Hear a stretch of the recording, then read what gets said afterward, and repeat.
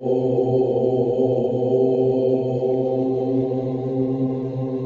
Cut అయింది sir, sorry sir. Voice break అయింది. Voice break అయింది సార్. అదే సార్, అట్లా మేము కూడాను అంటే వెళ్ళటం అనేది అలా అలవాటు అయిపోయింది అనమాట. అయితే మళ్ళీ మా నేను మా ఇంట్లో మా గ్రాండ్ మదర్ అనే ఆవిడ చర్చికి వెళ్తూ ఉంటుంది అనమాట. మా ఇంట్లో అందరూ హిందువులు, మా ఇంట్లోనే మళ్ళీ 2 మతాలు ఉన్నాయి అనమాట. ఆవిడ అసలు ఇక మేము హిందువులు ఇచ్చేటువంటి కనీసం ఏమి తీసుకోదు. ఇంట్లో ఉన్నటువంటి పండుగ రోజున ఆవిడ బయటే ఉంటుంది అనమాట. మామూలుగా మనం ఏమన్నా హిందువులు పండుగలు వస్తే ఆమె బయటే ఉంటుంది. ఆవిడ అంత గట్టిగా ప్రభువుని నమ్ముకొని అలా అనమాట. అయితే మళ్ళీ ఆవిడ వల్ల కూడా మళ్ళీ నేను అలాగే చర్చికి వెళ్తాం, రోజు వినటం. వాళ్ళ చర్చి ఫాదర్స్ ఏమో రోజుకి ఒక 10 మందిని తీసుకురమ్మనే వాళ్ళు. అంటే ప్రతి వారం కూడా ఒక 10 మంది తీసుకురమ్మనే వాళ్ళు. 10 మంది తీసుకురాకపోతే వాళ్ళని చెత్తగా చూడటం, ఇట్లా ఈ టార్చర్ భరించలేక నేను చర్చికి వెళ్తాం ఆపేశానండి.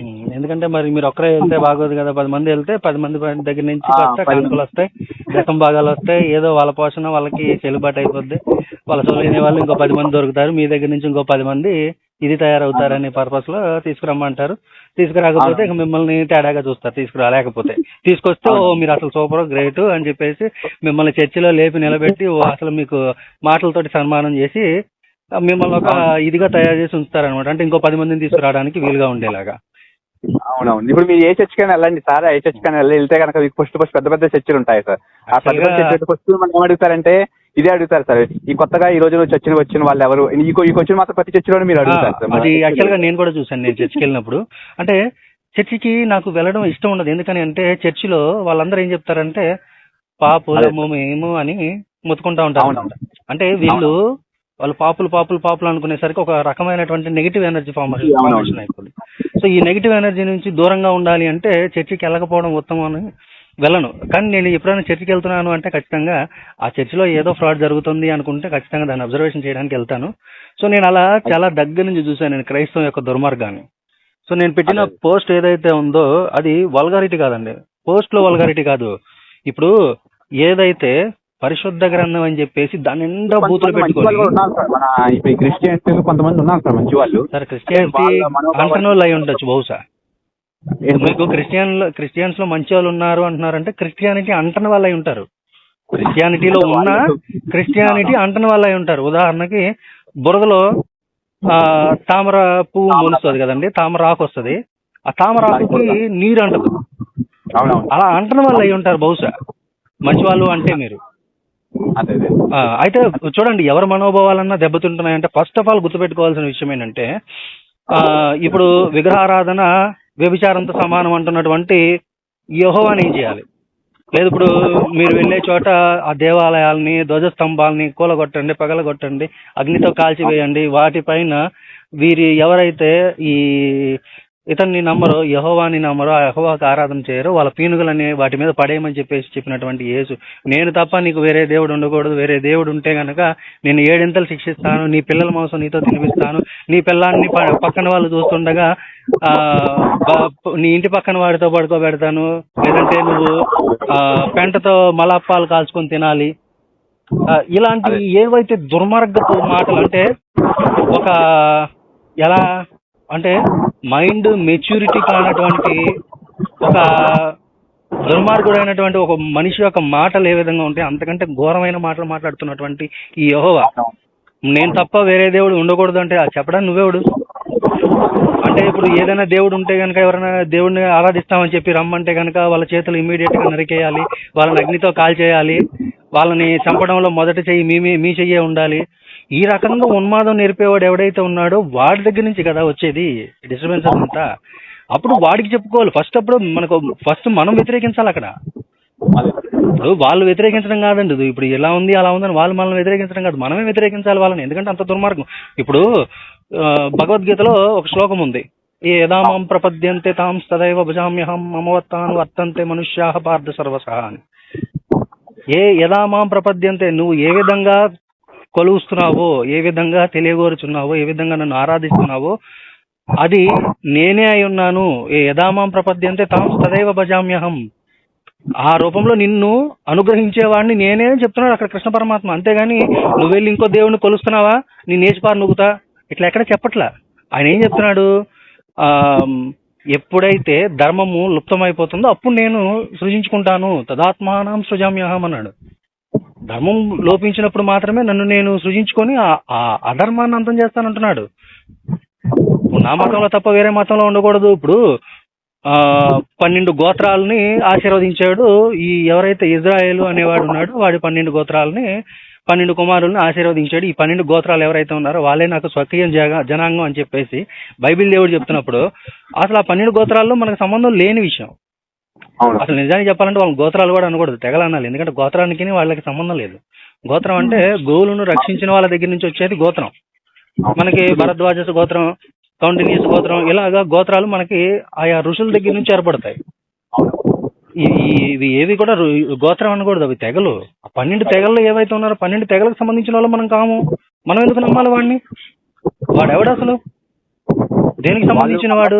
కూడా ఈ మధ్య మన మన మన విధానాలనే వాళ్ళు అవలంబిస్తున్నారండి. ఎందుకంటే మాది విజయవాడ కదండి. విజయవాడలో ఎక్కువగా ఇవి మేరీ మాత, యేసుమాల, ఇప్పుడు చెప్పండి, ఇవన్నీ ఉన్నాయా బైబిల్లో?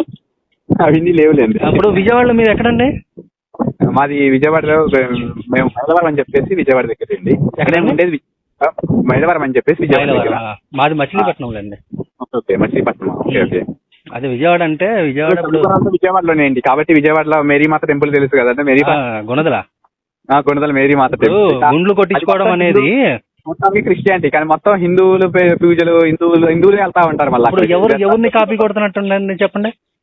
ఇలా చేసేసి ఏంటంటే హిందువులంతా అలా వెళ్ళిపోవటం. ఎందుకంటే మా ఊర్లో అండి, మా మైలవరం దగ్గర మా విలేజ్ మాది. మా ఊర్లో ఇప్పుడు ఒకప్పుడు మా ఊర్లో ఒక చర్చి 2 చర్చిలే ఉండేవి. ఇప్పుడు దాదాపుగా 5-6 చర్చిలు వచ్చేసాయి. ఇప్పుడు ఈ విషయం గురించి కూడా వాళ్ళు హైలైట్ చేసుకుంటారు. చూసారా, ఒకప్పుడు ఒక్కటే చర్చి ఉండేది, ఇన్ని చర్చిలు వచ్చాయంటే ఏంటి అర్థం?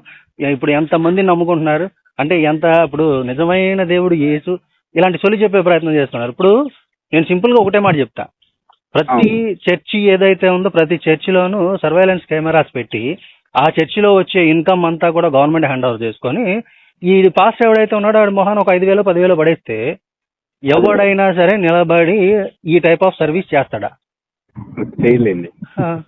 అయ్యో, వాళ్ళకి ట్యాక్స్ కూడా కట్టాల్సిన అవసరం లేనటువంటి ఇన్కమ్ వస్తుంది ఒక్కొక్కడికి. ఇప్పుడు ఒక గవర్నమెంట్ ఉద్యోగంలో వాడు సెలెక్ట్ అయ్యి ఒక 5 లక్షలు 6 లక్షల జీతం తీసుకునేవాడు దాంట్లో నుంచి ట్యాక్స్ పే చేయాలి. అవునవునండి. కానీ ఇందులో దీనికి ట్యాక్స్ లేదు. దీని మీద వచ్చే ఇన్కమ్ అన్లిమిటెడ్. ఎంతమంది గొర్రెలను తయారు చేస్తే అంతమంది గొర్రెలు కట్టే 10% కమిషన్ ఎక్కువ.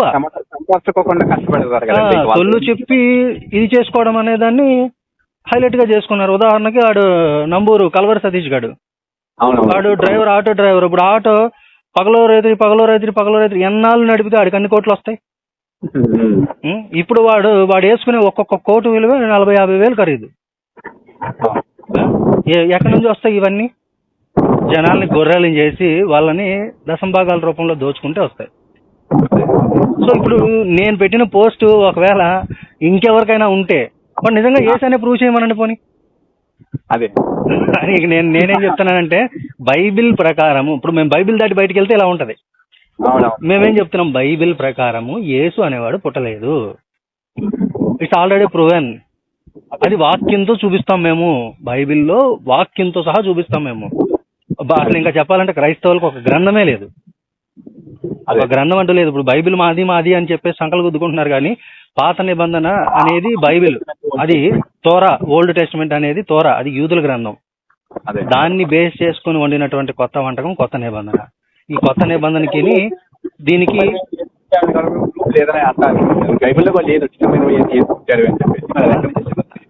అదేనండి నేను చెప్తుంది అదే. ఇదంతా కూడా కల్పితం. ఇప్పుడు అది ఆల్రెడీ ప్రూవ్ అయిపోయింది కాబట్టి ఆ టైంలో మేము చాలా వరకు ఇప్పుడు ఆ ఇచ్చినటువంటి వెబ్సైట్ ని మేమే ట్రోల్ చేసాం. 2016-17 దగ్గర సంవత్సరంలో నేను కనీసం ఒక 10,000 పోస్టుల పైన పెట్టుంటాను నేను ఫేస్బుక్ లో, కేవలం దీని నిమిత్తం. వెళ్ళిపోయింది, చాలా మందికి సెండ్ చేసేసాం. వాళ్ళకి ఇన్బాక్స్ లోనే పంపామా, మెసేజ్ బాక్స్ లోనే పంపామా, లేదంటే పోస్టుల ద్వారానే పంపామా, గ్రూపుల ద్వారానే పంపించామా, 10,000కి పైన పోస్టులు పెట్టాం ఒక సంవత్సరంలో. స్ప్రెడ్ అయిపోయింది, బాగా స్ప్రెడ్ అయిపోయింది. ఎందుకని అంటే స్పష్టంగా ఓపెన్ గా అర్థమైపోతుంది అక్కడ అసలు అది ఏస్ అనేదే మిత్. అందులో అసలు ఏస్ అనేవాడు ఎక్కడా లేడు. ఈ ఏస్ అనే పేరుతోటి అప్పుడు 11 మంది ఏసులు ఉన్నారు, ఇప్పుడు 100 మంది ఏసులు ఉన్నారు. ఆ టైంలో ఏసు ఫలానా టైంలో పుట్టాడు అని చెప్పిన టైంలో మేము సెర్చ్ చేసిన టైంలో 11 మంది ఏసులు ఉంటాయి, ఇప్పుడు 100 మంది ఏసులు దొరికారు. ఈ యేసుల్లో ఇంతమంది యేసుల్లో ఏ యేసు వీళ్ళు చెప్తున్నది?